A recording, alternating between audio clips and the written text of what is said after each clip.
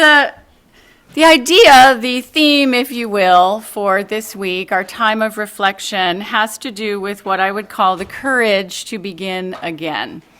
Inspired by the springtime, hopefully, the longer days, the way that the earth teaches us year after year what it looks like to start all over again, after, in this year's case, being covered with a layer of cold snow all winter.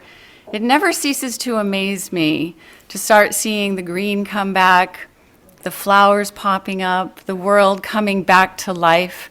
The miracle of that happening without any provocation. The courage to begin again. The end of February into March has always been in my life a time for dying.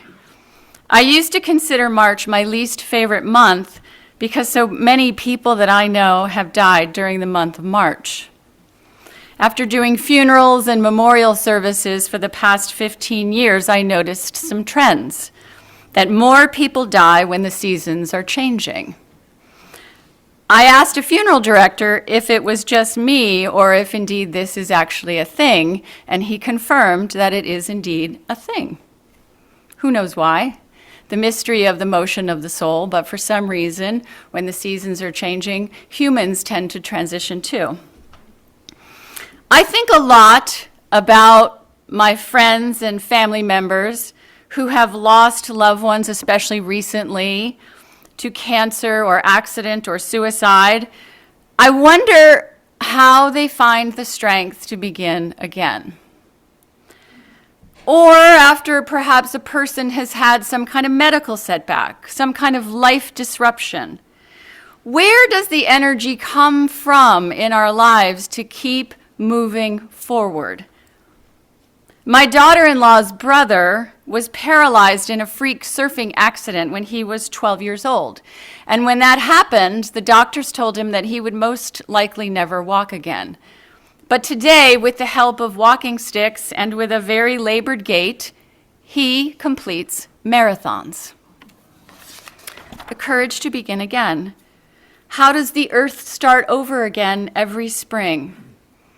I have noticed, one of my favorite things to notice in the natural world is when a tree is cut back, like to a stump, and then you see some sort of shoot growing up out of the stump, or some kind of flower growing through a sidewalk or out of a brick wall.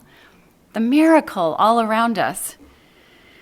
How do people, and also institutions, congregations, groups, gather the courage and the fortitude to move into a new day when hard things have happened? Where does this tenacious, maybe even we could call it stubborn, will to go on living come from? And why is it that some might choose a very life-affirming road? When young Tim was injured, he basically, even at a young age, said, no way, of course I'll walk again, I'll ski again, I'll water ski again, I'll do all of it. And he is. Why do some choose this life-affirming path while others decide to refuse or even to give in? Nelson Mandela entered prison in 1964. You all know this. After being convicted for his role in resisting South Africa's apartheid government. He spent how many years? 27 years in prison. Much of that time performing hard labor in a limestone quarry. By the time he was released in 1990, the world had changed a lot. Of course, he had too. And at the time, many feared that South Africa would descend into violent retribution. Instead, Mandela committed himself to reconciliation and democratic transition. 4 years later, he became the first democratically elected president of South Africa, and historians widely regard that peaceful transition away from apartheid as one of the most remarkable political transformations in the 20th century. Mandela, this is key, described the moment that he walked out of prison like this. As I walked out the door toward the gate that would lead to my freedom, I knew if I did not leave my bitterness behind, I would still be in prison. Beginning again for humans often requires a very deliberate choice about what we carry forward and what we choose to release. In January of 2011, U.S. Representative Gabby Giffords was meeting with constituents, you might remember this, outside a grocery store in Tucson, Arizona. A gunman opened fire. Anybody remember this event?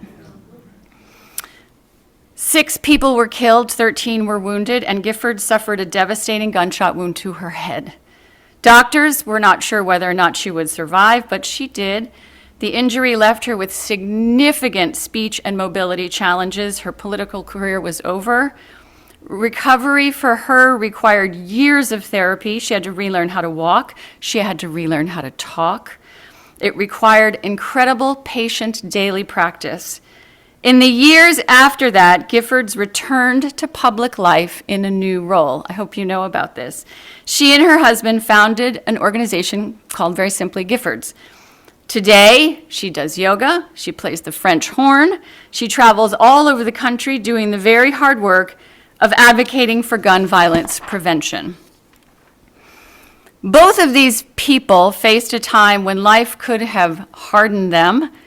Prison most certainly could have hardened Mandela. Violence could have hardened Gabby Giffords.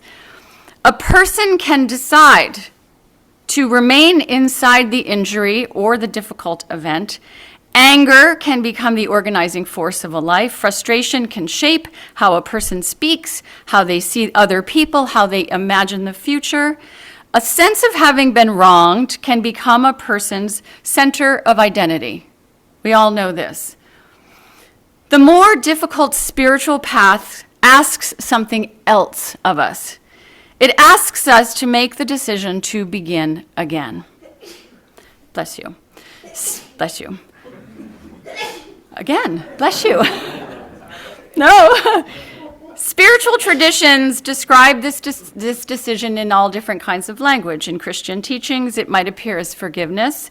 In Buddhism, it appears as non-attachment. Contemporary psychology speaks to us about resilience and post-traumatic growth. Different language, different ways to describe this idea, but it all describes the same movement of the human heart. A person decides at some point that the injury, the loss, is not going to be the final chapter. The decision, of course, does not erase what happened. It doesn't erase the past. The wound remains a part of the story. Beginning again, however, means refusing to let those wounds determine the future. This is where grace enters. Grace appears when someone chooses to move forward without carrying bitterness as their guide. Grace appears when someone decides to live in a way that strengthens and broadens life rather than narrowing it. And the beautiful thing about making a decision like that is that it very often becomes visible to other people. The wounded person has the potential to go on to become the teacher. There is, as I like to say, always gold somewhere in that pile of straw, and it all depends on the choices that we make along the way. When Mandela walked out of prison and chose reconciliation, the entire world watched what moral courage looked like. When Gabby Giffords returned to public life after surviving violence, people saw what perseverance looks like. When people recover from illness, grief, or addiction, and they move forward offering care to others, their lives become quiet, incredibly useful and important teachers. The decision to begin again very often shapes more than one life. It becomes an example, and it provides the courage that many others often need to navigate their own dark days. Congregations, as we know, can face this very same spiritual practice. Every single community, every community experiences moments when something difficult happens. There are always leadership changes. There is always conflict. There are times when expectations go unmet, when people feel hurt or disappointed. And these moments create opportunities for an entire group of people. Any community can remain inside the injury, and during that time, bad things happen. Conversations circle around blame, people relive the past again and again, but another possibility always exists. A congregation can ask a different question, and that is, who do we want to be now? When a community chooses to move forward with generosity, with patience, with clarity, it demonstrates something very important to the wider world. It shows that human beings can live with maturity and grace even when circumstances are difficult. And that kind of community becomes a living example, and this is the key. That kind of community has the opportunity to become a living example. It's a group of human beings practicing something that I would call rare and valuable, and that is the ability to begin again together, collectively. Life, and I know you've noticed this, offers us these opportunities to practice these things over and over and over. Every new season brings a new moment when the past begins to loosen its grip and the future opens up slightly. The invitation is always the same: to move forward with dignity, to move forward with generosity, and to move forward with grace. And in so doing, to show the world what courage looks like, to show the world what spiritual growth looks like, to show the world what evolution looks like. The first line of this marvelous congregation's covenant is, "Love is the doctrine of this faith." It's so beautiful. Love is the doctrine of this faith.